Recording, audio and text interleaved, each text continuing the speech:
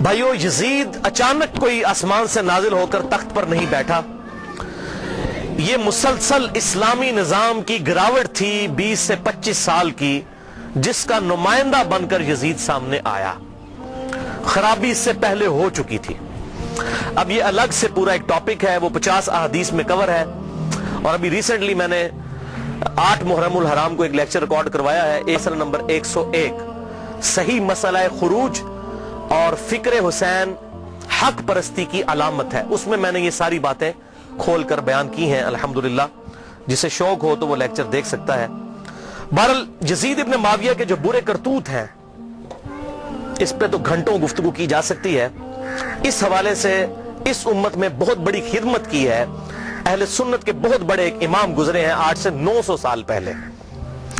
امام عبد الرحمن بن علی بن محمد بن الجوزی، المتوفا 597 ہجری، 597 ہجری میں فوت ہوئے. آج 1436 ہجری ہے، 900 سال پہلے.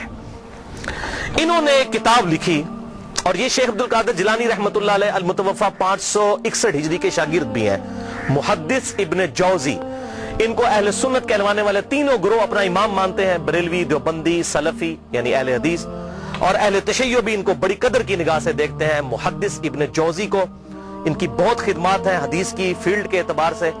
حتیٰ کہ امام ابن تیمیہ اور حافظ ابن کثیر اور اس طرح کے بڑے بڑے جو لوگ ہیں، جو خصوصاً اہل حدیث مکتب فکر کے لوگ جن کو بڑا اپنا امام مانتے ہیں، وہ ان کو بہت عزت کی نگاہ سے دیکھتے تھے. ان کی بڑی تعریفیں کی ہیں انہوں نے اپنی کتابوں میں، کیونکہ یہ تو ان سے بھی بہت پہلے گزرے ہیں. ان کے زمانے میں ایک یزیدی تھا مولوی، اس کا نام تھا عبد المغیث. اس نے ایک کتاب لکھی کہ یزید کو ہمیں برا نہیں کہنا چاہیے، یہ سب اس کے اوپر جھوٹے الزام ہیں. حتیٰ کہ بخاری مسلم میں بھی جو حدیثیں آئی ہیں، اس نے کہا یہ بس اسی طرح ہے. جس طرح آج بھی منکرین حدیث ہے نا، وہ بخاری مسلم کی حدیثوں کو کہتے ہیں ہم نہیں ان حدیثوں کو مانتے. تو منکرین حدیث ہمیشہ سے رہے ہیں. تو اس نے وہ حکومتی ملے ہوتے ہیں نا، حکومتوں سے پیسہ لے کے تو فتوے دیتے ہیں، آج بھی لوگ دیتے ہیں. تو اس نے ایک کتاب لکھی عبد المغیث نے. تو اس وقت محدث ابن جوزی میدان میں اترے اور انہوں نے یہ کتاب لکھی، الرد علی المتعصب العنید المانع من ذم یزید. یہ اس سرکش اور ضدی کا رد ہے جو یزید کی مذمت کرنے کو برا سمجھتا ہے. یہ کتاب کا نام انہوں نے رکھا. اور پھر وہ پول کھولے کہ کسی کا انہوں نے لحاظ نہیں کیا، اور جو کر سکتے تھے انہوں نے کیا. الحمدللہ یہ کتاب امام ابن تیمیہ المتوفا 728 ہجری، حافظ ابن کثیر المتوفا 774 ہجری اور بڑے بڑے اہل سنت کے ائمہ نے اس کتاب کی بڑی تعریف کی ہے، اپنی کتابوں میں لکھا. اور البدایہ والنہایہ تاریخ ابن کثیر میں حافظ ابن کثیر نے اس کتاب کو مینشن کر کے کہا کہ اس کتاب نے امت کا دل ٹھنڈا کر دیا ہے، اور بڑی صحیح طریقے سے پٹائی کی ہے یزیدی پارٹی کی ابن جوزی نے. یہ ابن کثیر نے لکھا. اور یہ کتاب الحمدللہ اردو ترجمے کے ساتھ شائع ہو چکی ہے. شاہ نفیس اکیڈمی لاہور والوں نے، جو دیوبند مکتب فکر کا ایک ادارہ ہے، انہوں نے اس کا ترجمہ شائع کر دیا ہے. ہماری ویب سائٹ اہل سنت پاک.com پہ اس کا PDF موجود ہے، ڈاؤن لوڈ بھی آپ کر سکتے ہیں. ٹوٹل یہ 80 صفحات پر مشتمل ہے کتاب. ٹوٹل 160 ہے اس کے صفحات. 80 صفحات اس مترجم نے اپنے کومنٹس کیے ہیں، اور 80 صفحات پہ اس کا کتاب کا ترجمہ ہے. ماشاءاللہ انہوں نے حق کھول کر بیان کیا ہے. ائمہ اہل سنت کی رائے کیا تھی یزید کے بارے میں. حیران کن بات ہے کہ دنیا کی کسی حدیث کی کتاب میں یزید سے ایک حدیث بھی روایت نہیں ہے. حضرت ابو بکر کے بیٹوں کی حدیثیں بخاری اور مسلم میں ہیں. حضرت عمر کے بیٹوں کی حدیثیں بخاری اور مسلم میں ہیں. حضرت علی کے بیٹوں کی حدیثیں بخاری اور مسلم میں ہیں. لیکن یزید کی کوئی روایت دنیا کی کسی کتاب میں موجود نہیں ہے. حالانکہ ان کے بھی والد حضرت امیر معاویہ رضی اللہ تعالیٰ عنہ 40 سال تک مسلمانوں کے حکمران رہے ہیں. 20 سال تک گورنر، اور پھر 20 سال بعد صلح حسن کے بعد حکومت سنبھالی. لیکن کسی نے ان کے بیٹے سے حدیث نہیں لی، کیونکہ مجروح راوی تھا. تو یہ سارے اقوال محدثین کے انہوں نے جمع کیے. اور محدث جو ہوتے ہیں نا، وہ بالکل نیوٹرل لوگ ہوتے ہیں. وہ حکومتی ملا نہیں ہوتے ہیں کہ پیسے لے کے فتوے دیں. محدث تو حق بات کرتا ہے. جو مجروح راوی ہے وہ مجروح ہے. حتیٰ کہ آپ بخاری اور مسلم میں یہاں تک حضرت علی کے بیٹوں کی، حضرت علی کے پوتوں کی، ان کے پڑپوتوں تک کی حدیثیں موجود ہیں بخاری اور مسلم کے اندر. امام باقر کی حدیث ہے، امام جعفر کی حدیث ہے، امام موسیٰ کاظم کی حدیث ہے، امام علی رضا کی حدیث ہے، امام زین العابدین کی حدیث ہے، یہ اہل سنت کے ہاں آپ کو ملیں گی. لیکن یزید کی کوئی حدیث نہیں آپ کو اہل سنت کی کسی کتاب میں نہیں ملے گی. حالانکہ وہ اس کے باپ صحابی ہیں، 40 سال تک مسلمانوں کے حکمران رہے، ڈومیننٹ پرسنالٹی رہے. کوئی ایک روایتی محدث لے لیتا نا کہ 40 سال میں اپنے باپ سے کچھ سیکھا ہوگا انہوں نے، کوئی نہیں. کیونکہ وہ کہتے تھے یہ ظالم شخص ہے، یہ اس قابل ہی نہیں کہ اس سے حدیث لی جائے. وہ احمد بن حنبل کا قول میں انشاءاللہ بیان بھی کر دوں گا اس میں. تو بہرحال یہ کتاب پی ڈی ایف فارم میں اگر کسی کو چاہیے ہو تو مجھے ای میل کر سکتے ہیں mirza_95@yahoo.com پہ، میں آپ کو یہ بھجوا بھی سکتا ہوں. بھائیو، آپ صلی اللہ علیہ وسلم کی وفات کے 50 سال کے بعد 60 ہجری میں حضرت امیر معاویہ رضی اللہ تعالیٰ عنہ فوت ہوئے، اور جاتے جاتے انہوں نے اپنی زندگی میں ہی مرنے سے 4 سال پہلے ہی اپنے بیٹے یزید کے لیے بیعت لینا شروع کر دی. صحیح بخاری میں آتا ہے کہ صحابہ اکرام سخت خلاف تھے کہ آپ یہ کیا کرنے جا رہے ہیں، امت کو کس ڈگر پہ چلا کر جا رہے ہیں، لیکن تلوار کے زور پر اپنے بیٹے کی بیعت لی. صحیح بخاری میں موجود ہے. یہ کہتے ہیں جی بیعت کر لی تھی، گن پوائنٹ پہ بیعت کی، تو بیعت تو دل ہی ماننے کا نام ہے. اور میں حضرت عمر کا فتویٰ بھی اینڈ پہ بتاؤں گا صحیح بخاری سے کہ جو تلوار کے زور پر بیعت ہو اس کو حضرت عمر کہتے ہیں یہ بیعت ہی نہیں ہے. تو صحابہ کرام نے مخالفت کی، لیکن وہ جو معاملہ ہونا تھا وہ ہوا. وہ میں نے مسئلہ نمبر 101 میں ڈیٹیل کے ساتھ بیان کیا. آج ٹاپک کو میں چھیڑوں گا نہیں کیونکہ آلریڈی میں اس کو ایڈریس کر چکا ہوں. بہرحال اس حوالے سے صحیح بخاری میں انٹرنیشنل نمبر کے مطابق 120 نمبر حدیث ہے. حضرت ابو ہریرہ کہتے ہیں میں نے حضور صلی اللہ علیہ وسلم سے 2 پیالے لیے، ایک میں نے تمہارے سامنے ظاہر کر دیا، یعنی یہ جو شریعت کا علم ہے، حدیثیں میں نے بیان کر دی، اور دوسرا پیالہ ایسا ہے اگر میں تمہیں بتاؤں تو تم میری شہرت کاٹ دو. ایسی باتیں مجھے حضور نے بتائی ہیں. وہ کیا باتیں تھی؟ وہ صحیح بخاری کے اندر ہی انٹرنیشنل نمبر کے مطابق 3605 نمبر حدیث ہے. حضرت ابو ہریرہ کہتے ہیں کہ مجھے حضور صلی اللہ علیہ وسلم نے بنو قریش، بنو امیہ کے لونڈوں کے ان لڑکوں کے نام بتائے ہیں، ان کے ماں باپ اور قبیلوں کے نام تک بتا دیے ہیں جن کے ہاتھوں اس امت کی تباہی ہونے والی ہے. اور میں چاہوں تو ان کے نام، ان کے ماں باپ کے نام بھی بتا سکتا ہوں. جیسے حضرت حذیفہ ابن یمان کو حضور صلی اللہ علیہ وسلم نے منافقین کے نام بتائے تھے، حضرت ابو ہریرہ کو ان لوگوں کے نام بتا دیے تھے جن کے ہاتھوں امت کی تباہی ہونے والی تھی، بنو امیہ کے وہ لڑکے. حتیٰ کہ اسی حدیث کے تحت فتح الباری میں امام ابن حجر اسقلانی رحمہ اللہ المتوفی 852 ہجری وہ لکھتے ہیں، اور بڑی انہوں نے اسناد مختلف کتابوں سے، المصنف ابن ابی شیبہ سے، باقی کتابوں سے جمع کی کہ حضرت ابو ہریرہ یہ دعا کیا کرتے تھے، اے اللہ مجھے 60 ہجری تک باقی نہ رکھنا اور لڑکوں کی حکومت سے پہلے موت دینا. 59 ہجری میں حضرت ابو ہریرہ فوت ہو گئے اور 60 ہجری میں یزید ابن معاویہ تخت نشین ہوا. اور اس میں ایک مرفوع حدیث ہے انٹرنیشنل نمبر کے مطابق مسند امام احمد میں 8302 اور مشکات میں بھی 3716 کہ آپ صلی اللہ علیہ وسلم نے فرمایا 70 کی دہائی کے آغاز سے اللہ کی پناہ طلب کرو اور نوجوان لڑکوں کی حکومت سے اللہ کی پناہ طلب کرو. 70 کی دہائی کا آغاز یعنی 61 ہجری، اور واقعہ کربلا 61 ہجری میں ہوا ہے. تو آپ صلی اللہ علیہ وسلم نے اپنی امت کو اس حوالے سے خبریں دی تھیں کہ آپ صلی اللہ علیہ وسلم کی وفات کے بعد امت کے ساتھ کیا سلوک ہونے والا ہے.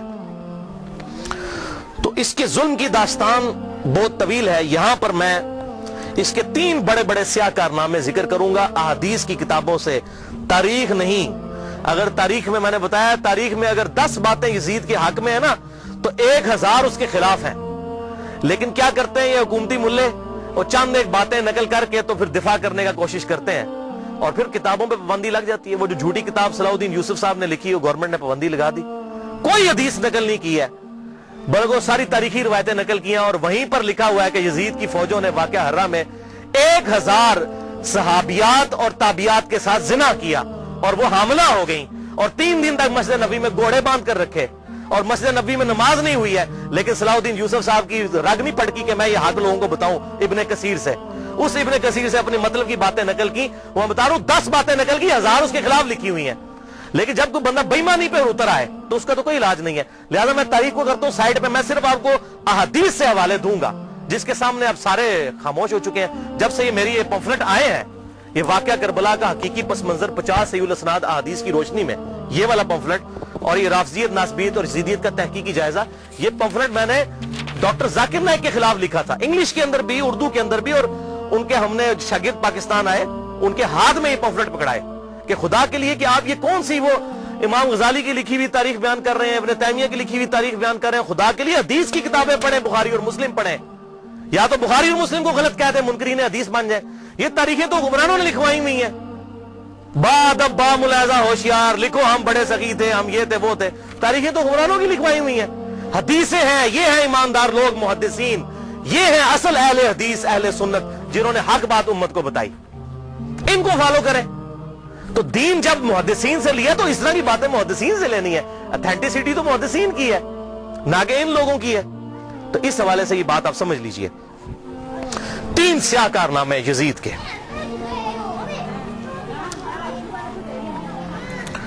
پہلا سیاہ کارنامہ 61 ہجری میں آپ صلی اللہ علیہ وسلم کی وفات کے بعد 50 سال کے بعد عبید اللہ ابن زیاد کو گورنر لگا کر اس کے ذریعے سیدنا حسین ابن علی رضی اللہ تعالی عنہ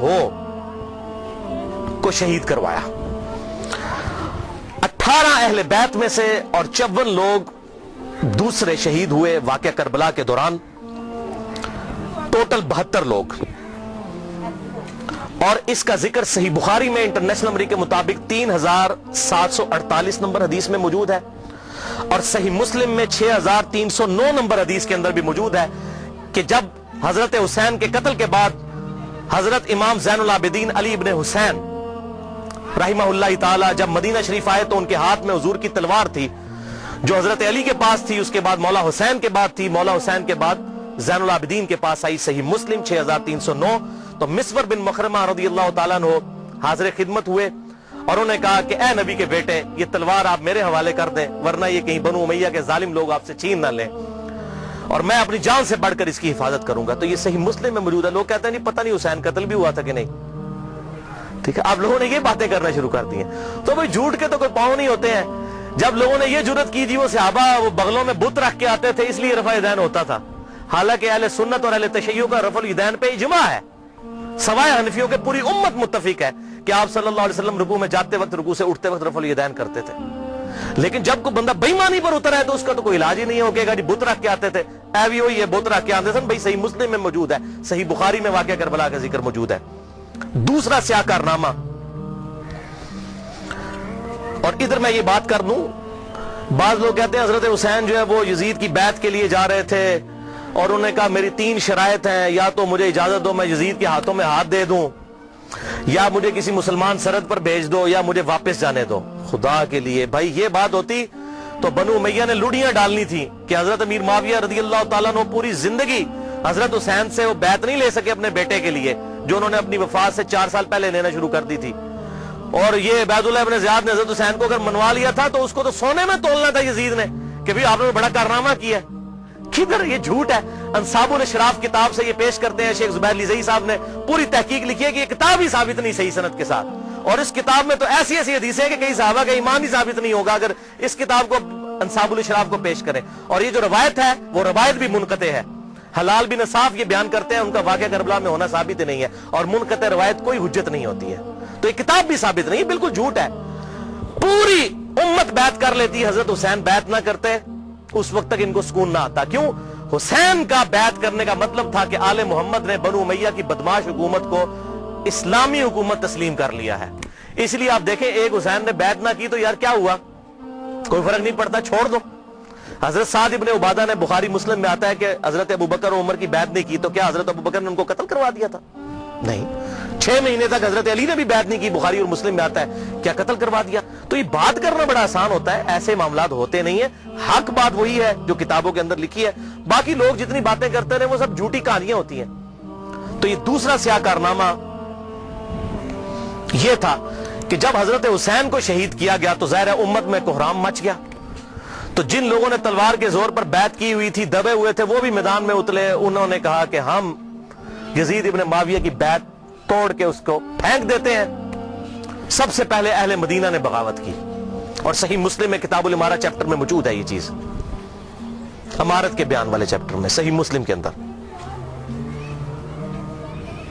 اور جب بیعت توڑی تو ظاہر ہے کہ پھر یزید کو غصہ آیا, اس نے پھر فوج اپنی بھجوائی اور اس نے اہل مدینہ کے اوپر جو ہے وہ چڑھائی کر دی. 3 دن تک مدینہ رسول کو حلال ٹھہرا لیا کہ وہ حضرت عثمان غنی رضی اللہ تعالیٰ عنہ جنہوں نے شہادت گوارا کر لی لیکن مدینے میں اپنے دفاع میں تلوار نہیں اٹھنے دی کہ مدینہ تو رسول میں میری وجہ سے خون نہ گرے. اس یزید ظالم شخص نے مدینے پر حملہ کروایا اور قتل عام مسلمانوں کا کروایا. صحیح بخاری میں کتنی حدیثیں ہیں میں ان کے حوالے دے دیتا ہوں. صحیح بخاری میں 2604, 2959, 4024, 4906 یہ صحیح بخاری میں ہے. صحابہ کا قتل عام کروایا. یہ کہتے ہیں صحابہ کے گستاخ, اور جنہوں نے چمچے انہوں سب تو بڑے گستاخ او جے صحابہ تھے جنہوں نے صحابہ نو قتل کیتا جے. گالی دینا تے چھوٹا جرم ہے, قتل کروانا بڑا جرم ہے. اور گالی بھی میں نے بتا دیا انہوں نے شروع کروائی ہوئی ہے. یہ ساری بدعتیں بنو امیہ کی شروع کی ہوئی ہیں, ممبروں پر حضرت علی پر لعنت کرنا اور صحابہ کو قتل کرنا. اور صحیح مسلم میں 3339, 3319, 3323 سے لے کر 3333 تک یہ 15-20 احادیث ہیں جن کا لب لباب یہ ہے کہ آپ صلی اللہ علیہ وسلم نے ارشاد فرمایا جس نے اہل مدینہ کو ڈرایا, اہل مدینہ کو دھمکایا یا مدینہ میں بدعت کو جاری کیا, مدینے والوں پر ظلم کیا, اس پر اللہ کی لعنت, اللہ کے فرشتوں کی لعنت اور تمام لعنت کرنے والوں کی لعنت. کہتے ہیں یزید پر لعنت نہ کریں. ہم کسی کلمہ گو اہل قبلہ کے اوپر لعنت کے قائل نہیں ہیں. آپ صلی اللہ علیہ وسلم نے ہمیں منع کیا ہے, لیکن اس کا یہ مطلب نہیں کہ وہ لعنت کا اہل نہیں ہے. لعنت خود بخود ہو جائے گی. قرآن میں آیا لعنت اللہ علی الکاذبین, جھوٹوں پر اللہ کی لعنت.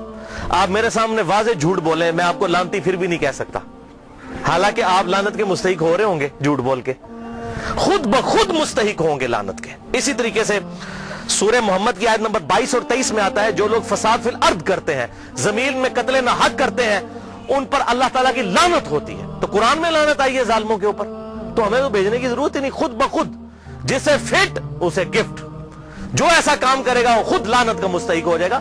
ہم کیوں لعنت بھیجیں, وہ خود بخود لعنت کے مستحق ہو گیا. وَلِعَاذُ بِاللَّهِ تعالی. اور اسی واقعہ, اس کو واقعہ حرہ کہتے ہیں, جس میں اہل مدینہ کو لوٹا گیا. اور یہاں تک کہ حافظ ابن کثیر جو آخری درجے تک اہل شام کا دفاع کرتے ہیں, لیکن یہاں پر وہ بھی تڑپ اٹھے اور انہوں نے کہا کہ یہ یزید نے جو ظلم ڈھایا, 1000 صحابیات اور تابعیات بغیر شادی کے حاملہ ٹھہری, زنا کیا یزید کی فوجوں نے. 3 دن تک مسجد نبوی میں گھوڑے باندھے وہاں پر پیشاب کرتے رہے اور مسجد نبوی میں نماز نہیں ہوئی. اور حتیٰ کہ پھر حافظ ابن کثیر تڑپ اٹھے جب مختار سخوی نے 22,000 قاتلین حسین کو ایک ایک لسٹ بنا کر قتل کیا, تو ابن کثیر کہتے ہیں کہ اس نے مسلمانوں کے دل ٹھنڈے کر دیے. ایک تو توابون کھڑے ہوئے 4000 کے قریب, لیکن وہ عبید اللہ ابن زیاد کا مقابلہ نہیں کر سکے. بعد میں مختار سخوی نے جس طریقے سے ان کو قتل کیا جو حضرت حسین کے خلاف کھڑے ہوئے تھے, اور آپ دیکھیں اس کا سرغنہ کون تھا, عمر ابن سعد ابن ابی وقاص, جنتی صحابی کا بیٹا. حضرت نوح علیہ السلام پیغمبر سے بیٹا کیا نکلا, کافر. کہتے نہیں صحابہ کی اولاد, او بھئی نبی کی اولاد سے بڑھ کر کون ہو سکتا ہے, حضرت نوح کا بیٹا کافر. تو اس کی وجہ سے حضرت نوح کو تو کوئی لعن طعن نہیں کر سکتا. اسی طریقے سے عمر ابن سعد جیسے سعد ابن ابی وقاص جنتی صحابی ہیں, ایک مجلس میں جن 10 صحابہ کو بشارت ملی ان میں یہ بھی شامل ہے, اور آخری وقت تک یہ حق کی آواز بلند کرتے رہے الحمدللہ. اب سعد ابن ابی وقاص میں صرف بیان کروں کس طرح وہ حضرت علی کے فضائل امیر معاویہ کے دور میں بیان کرتے تھے اور ڈنکے کی چوٹ پہ کرتے تھے, اور جو لوگ حضرت علی پر لعنت کرتے تھے ان کے وہ خلاف کھڑے ہوتے تھے. یہ پورا ایک ٹاپک ہے بخاری اور مسلم کے اندر, جو کبھی ٹائم ملا تو میں انشاءاللہ بیان کروں گا. لیکن بیٹا آگے دیکھیں کیا نکلا. اسی واقعہ حرہ پر امام احمد بن حنبل رحمۃ اللہ علیہ کا قول صحیح سند کے ساتھ اسی ابن جوزی کی کتاب میں موجود ہے, صفحہ نمبر 40 پہ, جو عربی میں نسخہ ہے, اردو میں آپ کو مل جائے گا. یہ امام احمد بن حنبل سے ان کے شاگرد نے پوچھا یزید ابن معاویہ کے بارے میں کہ کیا آپ یزید ابن معاویہ کے بارے میں آپ کا کیا خیال ہے. یہ اب میں آپ کو بتانے لگوں کہ اہل حدیث کا کیا موقف تھا. سب سے بڑے اہل حدیث اہل سنت امام احمد بن حنبل المتوفا 241 ہجری, جو اہل سنت کے بڑے ائمہ ہیں, بخاری اور مسلم کے استاد ہیں. اور وہ کیا کہہ رہے ہیں, آپ حدیث میں کس کو لیتے ہیں کہ جی کس راوی پر بحث کرنی ہے, آپ کہتے ہیں یہ فلاں محدث اس کو ضعیف کہتا ہے. اب یہ سب سے بڑا امام اہل سنت کا کیا کہہ رہا ہے, وہ کہتے ہیں کہ یزید وہی ہے جس نے مدینے والوں کے ساتھ وہ کرتوت کیے جو اس نے کیے. شاگرد نے پوچھا یزید نے کیا کیا تھا. احمد بن حنبل نے فرمایا اس نے مدینے والوں کو لوٹا تھا.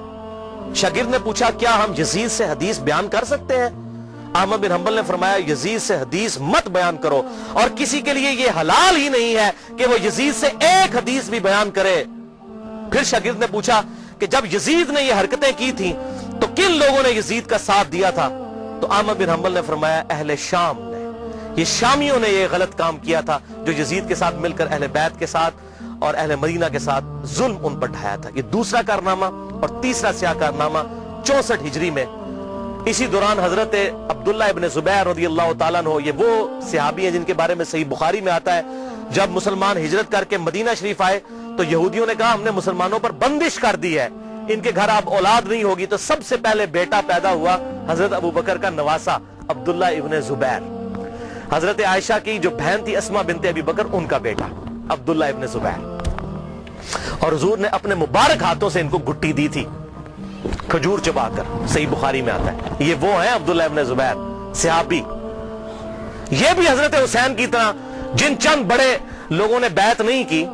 کون کون تھے ان میں؟ حضرت حسین ابن علی، علی کا بیٹا، حضرت عباس کا بیٹا عبداللہ ابن عباس، ابو بکر کا بیٹا عبد الرحمن بن ابی بکر، اور زبیر کا بیٹا ابن زبیر، عبداللہ ابن زبیر. تو یہ نمائندہ شخصیات ہی سامنے آتی ہیں نا. مجھے بتائیں آج اگر زرداری اور نواز شریف مل کے عمران خان کی بیعت کر لیں تو کیا یہ دو بندوں کی بیعت ہوگی؟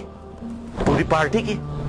یا عمران خان اور زرداری مل کے نواز شریف کی کر لیں، یا عمران خان اور نواز شریف مل کے زرداری کی بیعت کر لیں تو کیا یہ دو بندوں کی بیعت ہوگی؟ پوری پارٹی کی. وہ کہتے ہیں نہیں سب نے بیعت کر لی تھی. اور بھائی نمائندہ شخصیات تو امت کی یہی تھی نا، باقی تو سارے بیچارے اسی طرح ہوتے ہیں. حسین تے نہیں روزانہ ماما جمنیا، حسین بڑھنا سوکھا ہے.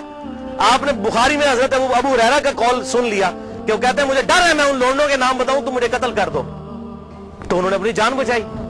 جان بچانا بھی فرض ہے، لیکن اعلیٰ ترین درجہ یہ ہے جو صحیح مسلم میں حدیث ہے، انٹرنیشنل نمبر کے مطابق 177 نمبر حدیث صحیح مسلم کتاب الایمان میں، کہ برائی جب دیکھو تو ہاتھ سے روکو. ہاتھ سے نہیں روک سکتے، زبان سے، نہیں تو کم از کم دل میں برا جانو. لیکن ذالک اضعف الایمان، یہ ایمان کا سب سے لوئسٹ درجہ ہے. تو حضرت حسین لوئسٹ درجے پر تو نہیں تھے بھائی. جس کے جینز پروفٹ کے جینز ہوں، جس کا بلڈ اور خون نبی کا خون ہو، وہ لوئسٹ درجے پر ایمان رکھے گا؟ وہ تو آگے بڑھ کر باطل کا مقابلہ کرے گا. یہی وجہ ہے کہ حضرت حسین جو ہے انہوں کو یہ ٹائٹل ملنا تھا. اور یہ بھی آپ بات یاد رکھیں، حضرت حسین نے حضور کی زندگی میں کیا کارنامہ کیا ہے؟ 6.5 سال عمر تھی، حضور صلی اللہ علیہ وسلم کی وفات ہو گئی. کارنامہ کرنا تھا. اسلام تقوی کی بنیاد پہ کسی کو ٹائٹل دیتا ہے، ان اکرمکم عند اللہ اتقاکم. حضرت حسین نے کون سا کارنامہ کیا تھا؟ کارنامہ بھائی کرنا تھا. جنتی نوجوانوں کا ٹائٹل اس لیے ملا کہ انہوں نے وہ کام کرنا تھا کہ جب امت سو چکی ہوئی تھی انہوں نے امت کو جگایا. اور ایسی بھی امت جاگی کہ آج تک جب بھی کہیں پر ظلم ہوتا ہے حسین کی مثال پیش کی جاتی ہے. لوگ کہتے ہیں کیا ہوا جی، حسین کے ساتھ بھی تو 72 لوگ تھے نا. اگر ہم تھوڑے ہیں، سورہ نحل میں آیا کہ ابراہیم علیہ السلام اکیلے ہی پوری امت تھے. حق تھوڑا ہو، حق حق ہے، باطل باطل ہے، چاہے وہ کثرت میں کتنا ہی زیادہ ہو. ٹھیک ہے، تو یہ بات آپ سمجھیے اس حوالے سے. تو عبداللہ ابن زبیر نے بھی بغاوت کی. انہوں نے حجاز، مکہ، مدینہ اور پورے ایریے پر انہوں نے اپنی خلافت قائم کر لی اور یزید صرف شام تک رہ گیا. تو پھر یزید نے عبداللہ ابن زبیر رضی اللہ تعالیٰ عنہ کو قتل کرنے کے لیے اور ان کی حکومت کو ختم کرنے کے لیے جو خلافت تھی، اپنے گورنروں کو بھیجا، سپہ سالاروں کو بھیجا. 64 ہجری کا یہ واقعہ ہے. اور یہ صحیح مسلم میں انٹرنیشنل نمبر کے مطابق 3245 صحیح مسلم 3245 نمبر حدیث ہے کہ ابن زبیر پر جب حملہ کیا اس دوران خانہ کعبہ کو منجنیق سے پتھراؤ کیا گیا، غلاف کعبہ بھی جل گیا. 3245 صحیح مسلم. یہ کرتوت ہے. کہتے ہیں جی وہ تو یہ تھے جنتی تھے. وہ بھی میں بول کھولنا کہڑے پاس جنتی سی ہو. صحیح مسلم 3245 خانہ کعبہ کو جلا دیا.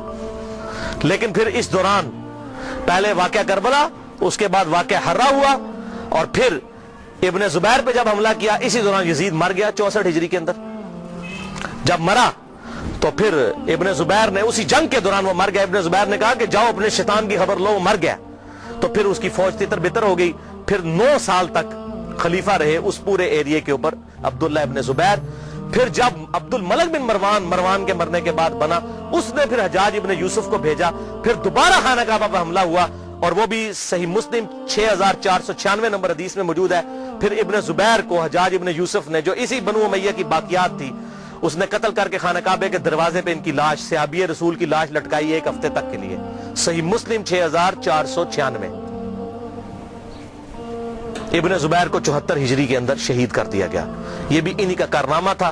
اب یہاں پر میں کسی محدث کا فتویٰ किसी मुहक्किक का फतवा, किसी हुकूमती मुल्ले का फतवा, किसी रोजी रोटी चलाने वाला दीन से उसका फतवा नहीं, अमीरुल मुमिनीन सैयदना उमर इब्न खत्ताब रदियल्लाहु ताला अन्हु का फतवा सही बुखारी से पेश करने लगा हूं। इंटरनेशनल नंबर के मुताबिक सही बुखारी में 6830, सैयदना उमर का जब आखिरी हज था तो आपको किसी ने आकर खबर दी, उसके बाद आप शहीद हो गए, कि लोगों में ये चेमा गोइयां हैं कि जब उमर मर जाएगा तो हम फलां शख्स को अपना खलीफा बना लेंगे, खुद ही चुन लेंगे।